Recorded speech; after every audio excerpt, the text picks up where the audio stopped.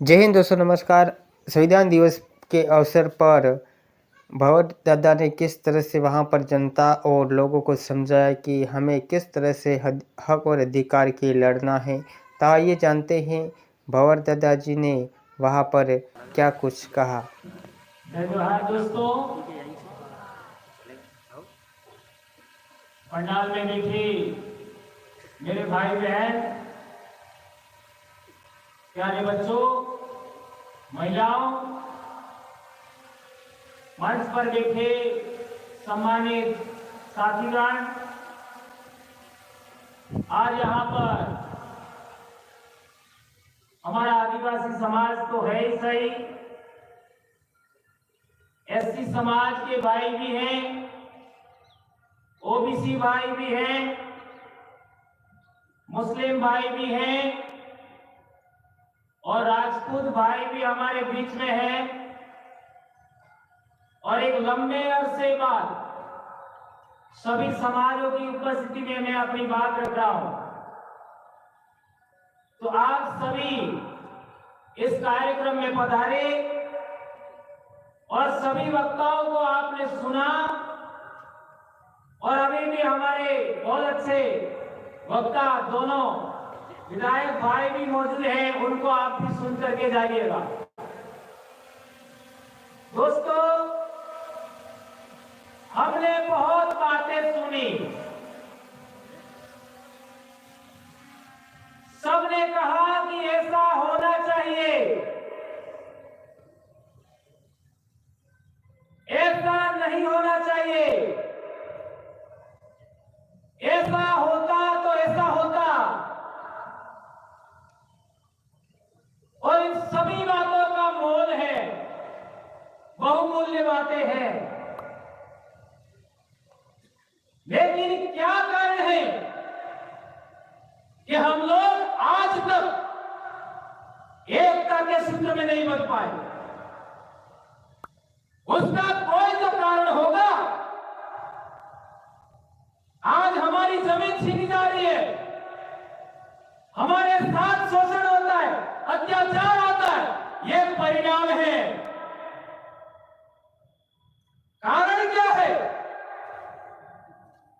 यदि कारणों की खोज करोगे तब आप इस देश के मूल मालिक बनोगे, तब शासन करती जमात बनोगे। लेकिन हम लोग कभी कारणों पर चर्चा नहीं करते। एक 5वीं का बच्चा भी जानता है, बुखार आया, मलेरिया आया, क्या कारण है? तो वो जानता है मच्छर के काटने से आया। और मच्छर में भी मादा एनोफाइलिस ने काटा तब, और उसके भी पेट में वायरस होता है, जीवाणु होता है, उसकी वजह से मादा एनोफिलिस मलेरिया होता है। तो इसका डायग्नोस होता है, जांच होती है, इसके बाद इलाज होता है, तब जाकर के मलेरिया खत्म होता है। तो हमारे समाज की यह दशा है, उसका कारण क्या है? इस कारणों की खोज आज तक किसने किया? यह है बड़ा सवाल। जहां तक मैंने देखा है आज तक, मैं भी 2002 से समाज में काम कर रहा हूं और इसी ग्राउंड में हम एक कार्यक्रम में आए थे 2001 में। तब हम नए नए नौकरी लगे थे और आज पहली बार यहां से बोल रहा डायरेक्ट से। लेकिन मैं कहना चाहता हूं, इतने लंबे अरसे 2002 से गिनोगे तो 22 साल हो गया, आज तक न एससी के लोग आदिवासियों से जुड़ना चाहते हैं, न ओबीसी के लोग आदिवासियों से जुड़ना चाहते हैं। दूसरों की तो बात ही छोड़ दीजिए। जब भी चर्चा होती है, आदिवासी का नाम लास्ट में आता है। ये आज भी आपने सुना होगा। क्या ये मैं सही कह रहा हूं? क्या आदिवासी लास्ट आदमी है क्या?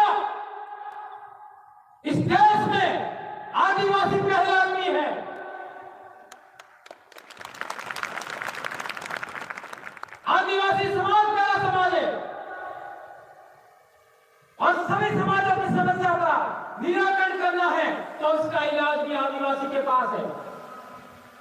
ये बात सोचनी पड़ेगी, समझनी पड़ेगी। देश में जब भी आरक्षण की बात आती है तो एससी समाज आंदोलित होता है,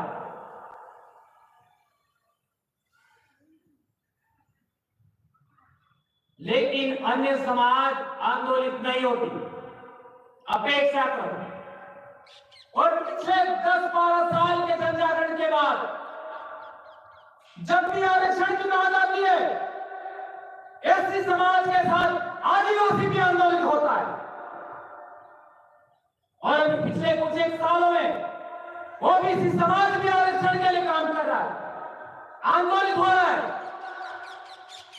और मेरे भाई गुजर भाई ने बताया था,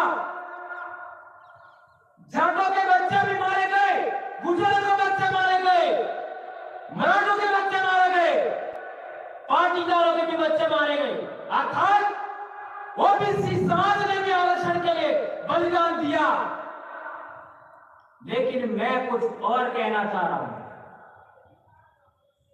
आदिवासी समाज सबसे ज्यादा आंदोलित होता है तो वह जल, जंगल, जमीन के लिए होता है। जल, जंगल, जमीन के लिए आदिवासी सबसे ज्यादा आंदोलित होता है। सभी एससी लोगों से पूछना चाहता हूं, सभी ओबीसी से पूछना चाहता हूं, तुमने आदिवासियों का साथ कब दिया बताओ मेरे को। पूरे देश के एससी लोगों से पूछना चाहता हूं, ओबीसी लोगों से पूछना चाहता हूं, तुमने आदिवासियों का कब साथ दिया बताओ मेरे को।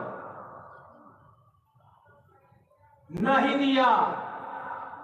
यह है कारण हमारे बीच में अविश्वास की खाई है, वो इसी वजह से पार्टी नहीं जा रही है।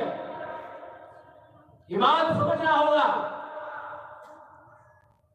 जहां तक राजपूत समाज की बात है, पिछले दिनों मैंने बाड़मेर में भी बात रखा था कि राजपूत समाज भी व्यापार नहीं कर पाता है, आदिवासी समाज भी व्यापार नहीं कर पाता है। उसका कारण क्या कारण है? कोई तो कारण होगा।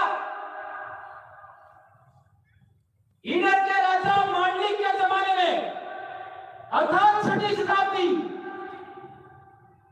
और गुहिल वंश का प्रथम राजा गुहिल, उसको संरक्षण दिया भील राजा मांडलिक ने इधर में। उस जमाने से राणा प्रताप तक भीलों ने साथ दिया। क्या ये बात सही है, गलत है? लेकिन 1818 में रजवाड़ों ने जब अंग्रेजों से संधि किया, आदिवासियों की सलाह नहीं ली और इस वजह से आदिवासी अपने स्वायत्तता के लिए आंदोलित हुए और इसी आंदोलन को रोकने के लिए मेवाड़ भील कोर का गठन किया गया और हमारे खेरवाड़ा क्षेत्र में बटालियन बनाई गई। और इसके बाद आप लोगों ने देखा होगा